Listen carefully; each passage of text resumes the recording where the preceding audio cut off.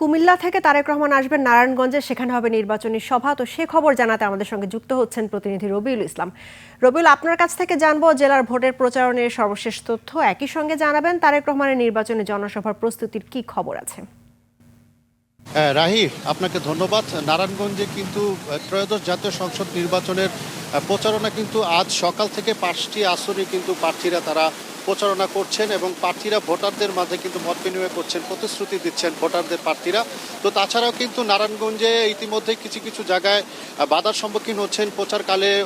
প্রতিদ্বন্দ্বী প্রার্থীরাও তাদেরকে বাধা দিচ্ছেন, অভিযোগ করেছেন অনেক প্রার্থী। তাছাড়াও কিন্তু আমি এখন দাঁড়িয়ে আছি নারায়ণগঞ্জের সোনারগাঁয়ে কাঁচপুর এলাকায়। এখানে মধ্যরাতে কিন্তু বিএনপি চেয়ারপারসন তারেক রহমান উপস্থিত হবেন এবং এই প্রথম কিন্তু সোনারগাঁয়ে আসবেন তারেক রহমান। এছাড়াও কিন্তু ভোটার সহ নেতাকর্মীরা কিন্তু অধীর আগ্রহে বসে আছেন, তাদের প্রিয় নেতার কথা শুনবেন, বক্তব্য শুনবেন, কি নির্দেশনা দেবেন। তাছাড়াও কিন্তু নেতাকে দেখার জন্য গভীর রাত পর্যন্ত কিন্তু তারা আমাদেরকে জানিয়েছে তারা এখানে অংশগ্রহণ করবেন এই সমাবেশে।